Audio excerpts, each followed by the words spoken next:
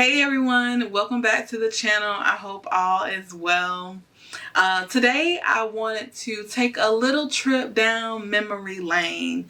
I recently turned the big 3-0 and it got me thinking about my reading journey, how my tastes have changed, grown, and some of the rabbit holes that I have gone down that I didn't realize I had gone down. And definitely a lot of these reads have influenced my perspective on things, opened up my mind to different topics and stories, and I of course wanted to share that all with y'all. And hopefully there's a book or two or three that you can take away and add to your reading list. So get comfortable, all right? Grab a drinky drink if you're old enough to drink, okay? And let's get into it.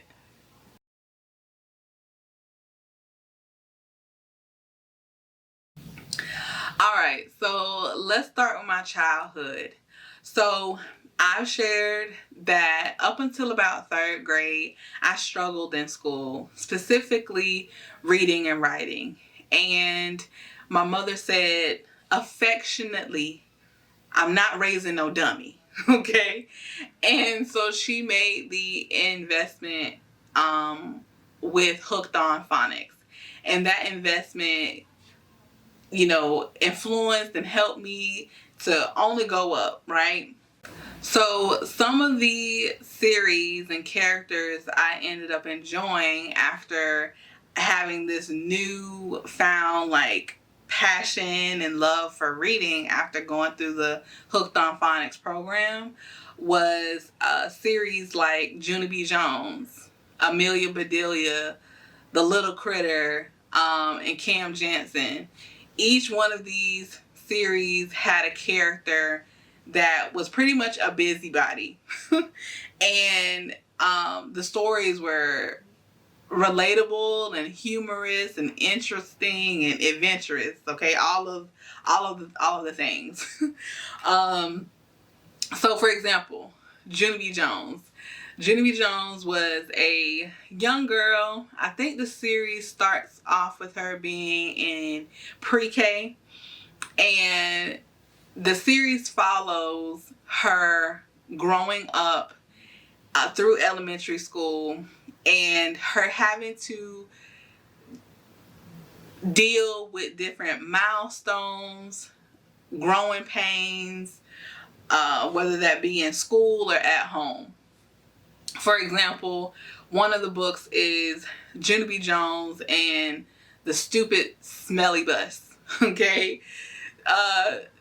It had got to the point where, hey, Junie, you're not going to be dropped off at school anymore. Okay? You are getting on the bus. And something she had a little bit of a time adjusting to, right?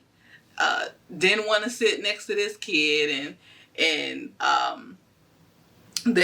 walking to the bus stop is inconvenient. It was really cute.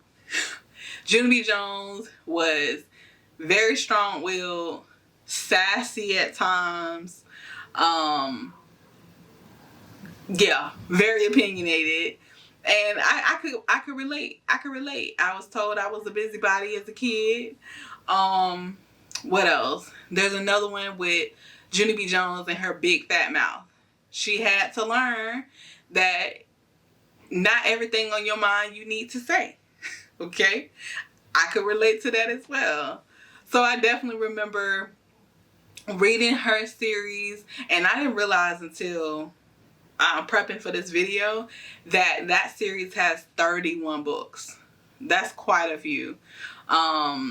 I've definitely tried to get my nieces into when they, at least the oldest one, when she was a little younger, into that series. Of course, if it doesn't come on a screen, this generation does not want to look at it. But anyway, I mentioned Amelia Bedelia. So Amelia Bedelia was a housekeeper, and she was hired by this wealthy couple. And Amelia had the tendency to take things literally. So, for example, there was a task where she needed to change out the towels in the bathrooms. And she took that as, I need to physically change how the towels look. So she cut them up. Okay. That series definitely taught you the power of communication, understanding what's being said, and patience. Okay. Amelia Bedelia was, of course, very good natured. She kind of gave me, now that I'm thinking about it, she gave me, God, what's her name from Golden Girls? Rose.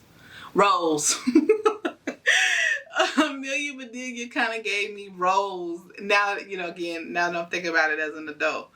I mentioned the little critter. The little critter, to this day, I don't know what he is. He looks like a porcupine. He might be a hedgehog. Little critter, he wanted to be helpful. He wanted to help his mom and his grandparents and different members of the community do things. Unfortunately, his help most of the time didn't help. And he would get upset about that. And so the series is following him helping and having to deal with the consequences of his help, and him going, learning how to deal with like anger and disappointment and stuff like that. And then the last series I'll mention for my childhood is Cam Jansen, or Cam Jam. Cam Jam was like 12 or 13, and she was a young detective. Okay. And I want to say her series was the first one that like really got me liking mysteries. And Cam Jam had a photographic memory, and her best friend would solve mysteries around school and around town. So those are the series that I remember most from my childhood.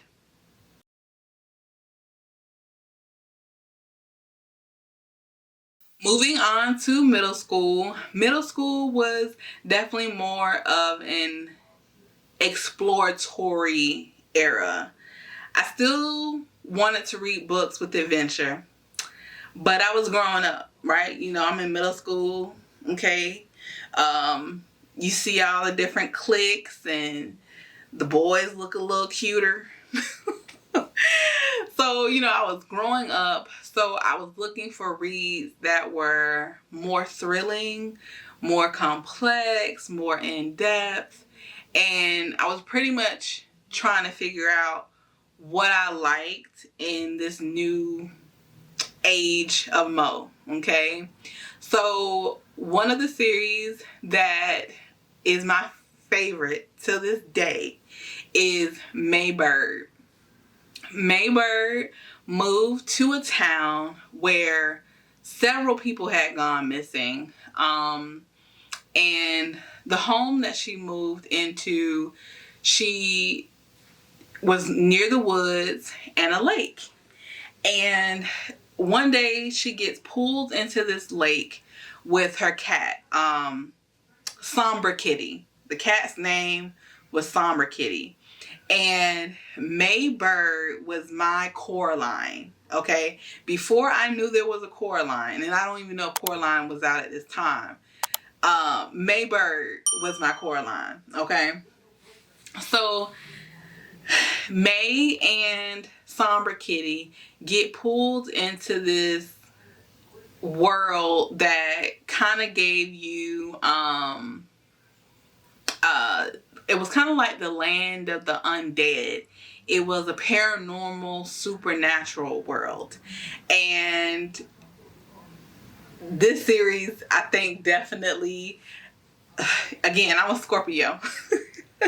So this really brought home to me like, oh, I like this type of stuff. I like reading about ghosts and supernatural creatures.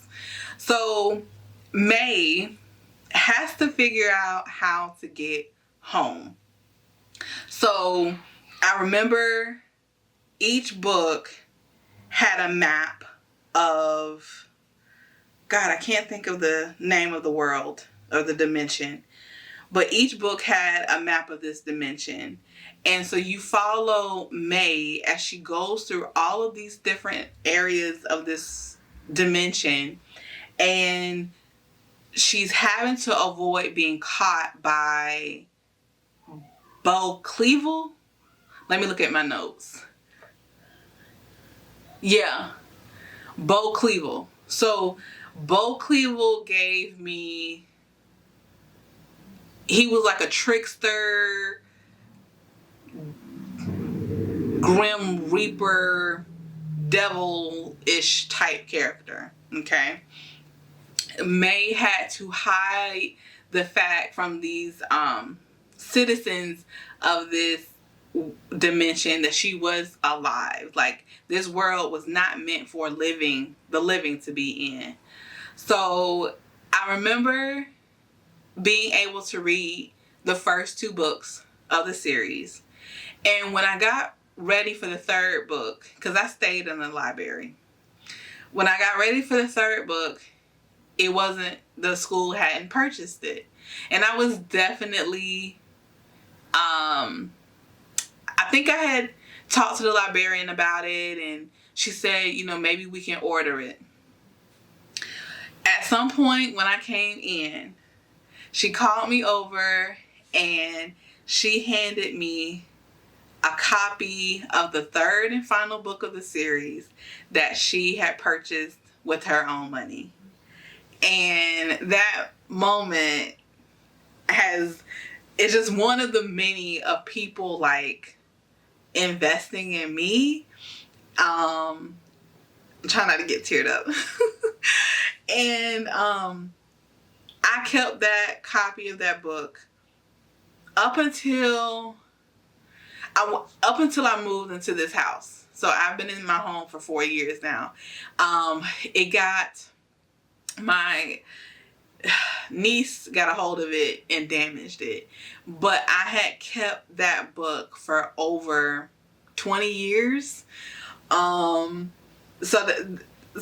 without getting too melancholy, okay, that book definitely parachuted me into like, oh, I think I like reading books about the supernatural. What's next? So another read that I discovered along this lines was Skellig by David Almond. So Skellig was, I feel like, the first read where I was reading about a character who was sick, like a family dealing with a ill family member and death and healing, right? So the main character, Michael, his family is going through a lot because his baby sister I think she had cancer. And he's upset. The family's changing. They're going through this stressful time. And Michael runs away, I believe. And he comes upon this abandoned house, goes into the abandoned house, and meets this stranger, this male stranger, who looked decrepit. And he had the wings of like a bird or an angel. And so Michael continuously is scared. Okay, I would be too. He shouldn't have been in there in the first place. But Michael continues to come back and gets to know Skellig. I don't remember how the book ended, but essentially Michael helped. I think he played a role in getting Skellig healed. And Michael learned about the power of healing and grief And I had never read a book like that. So that was definitely a book that made an impression on me at my middle school age. Last but not least, for my middle school years was the discovery of reading about vampires. During that time frame, Twilight had been published, and we know how sensational the Twilight series was, and maybe still is. I don't know. In my school district, we could not check out Twilight until we were in at least 8th grade. And the book, I don't remember which one it was, the book where Edward and Bella actually have sex, we could not check out until high school. But Twilight was very interesting to me. Okay, you have this mysterious, supernatural, good-looking character. And, you know, to a young girl like me, that was like the hottest thing ever, okay?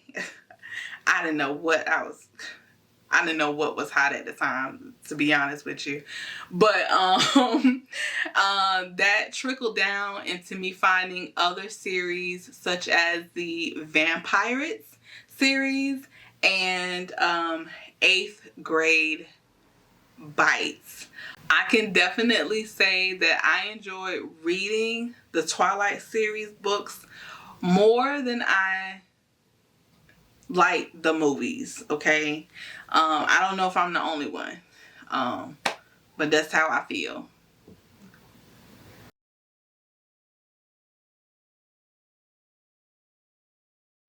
Now, Teenage Mode was all about the YA romance and books that had supernatural elements.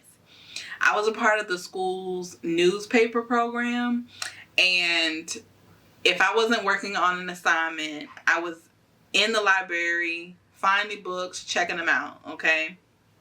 And if a book had vampires, witches, the fae, I was there, okay?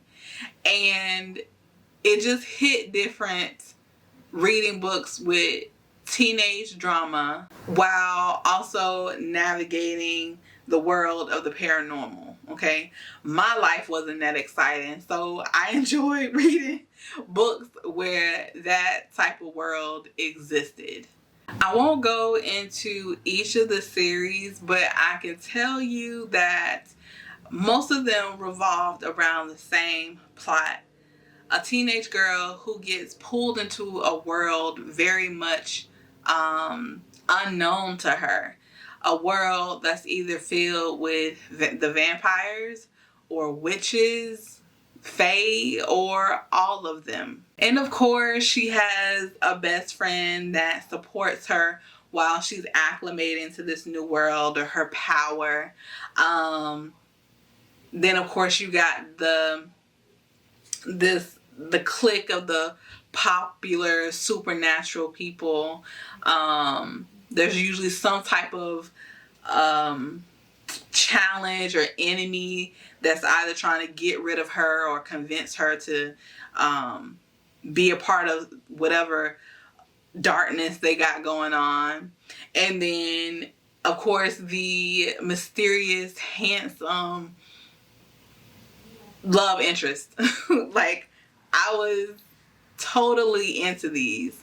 Some of the series that you may have read or know of are the Vampire Academy, Evermore, and Marked. Two of my favorite series during high school were The Hunger Games, okay, and I'm sure all of y'all know about The Hunger Games, and the Graceling series. Graceling was another series where the lead was like badass.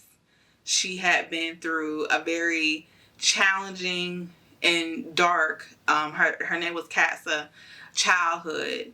So in the Graceling series, Katsa grows up in a kingdom where it is rare, but there are those that are born with a very extreme ability or skill, okay?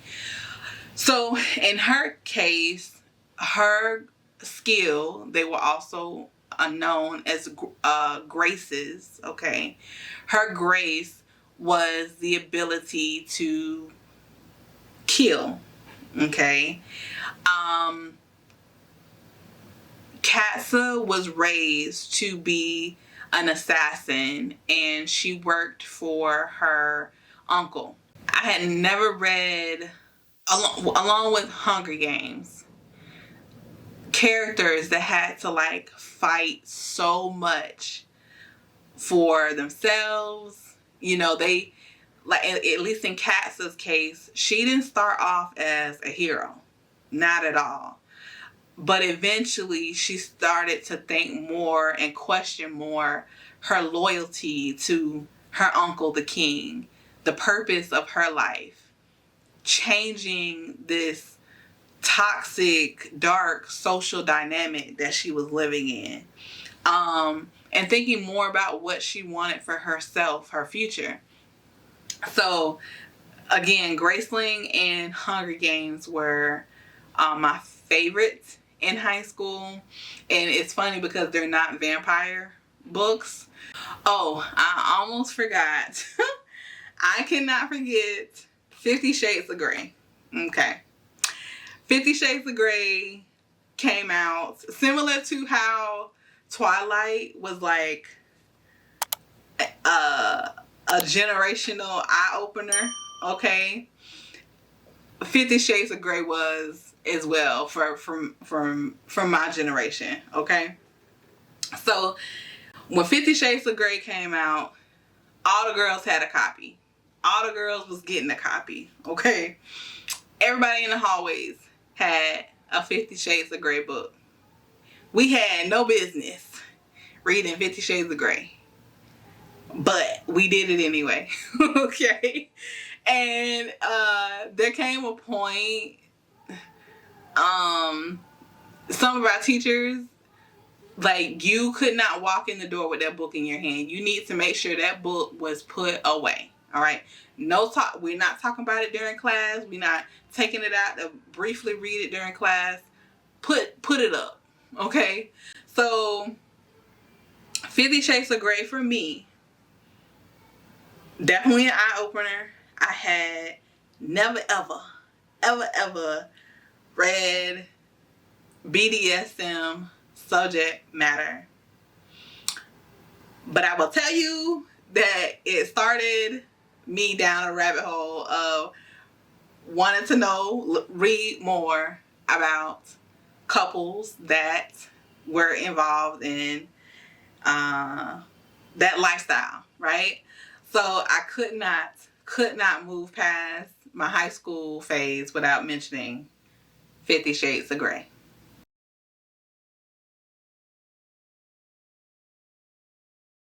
So into my early 20s, my reading definitely took more of a mature and darker tone. I continued to read about these badass female characters, but these women were pulled into some very complex, dangerous, dark, and seductive situations. They were fighting these dark forces trying to either take over the world or convince them to join the dark side. And some of those series were Dead Until Dark, Wicked Game, Some Girls Bite, Touch of the Dark, and Spiders Bite. And this is one of the rabbit holes that I mentioned previously.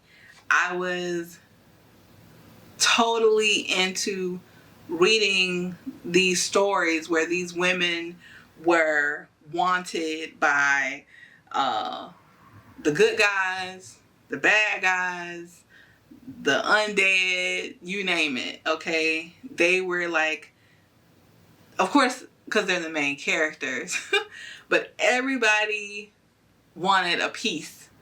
I realized around 24, 25, I was only reading books written by Caucasian women with Caucasian main characters, and I was missing seeing myself represented in the types of stories I love to read. And it may sound weird, and now that I'm thinking about it, it just could also be what was available at my local library.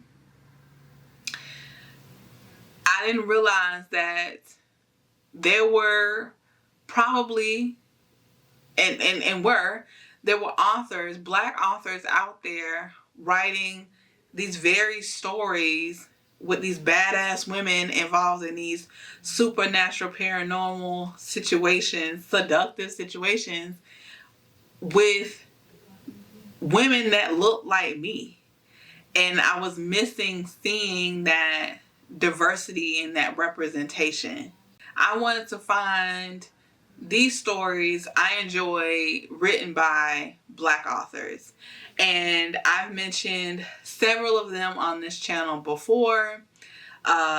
Theodora Taylor, Kimberly Lemming, Eve Vaughn, Kaya Bennett. Each of these stories are unique, very diverse, and have characters where their experiences are relatable to mine, but also have those plots that I enjoy.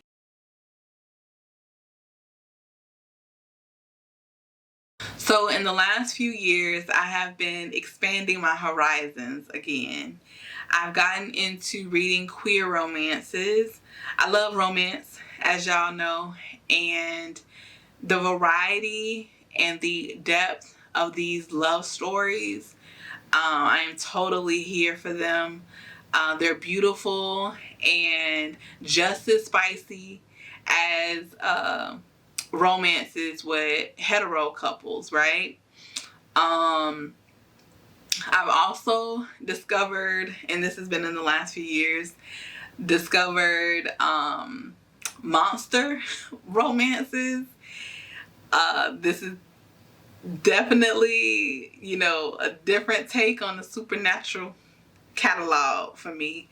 It's amazing how creative the writers are, and the imagination of them is like next level.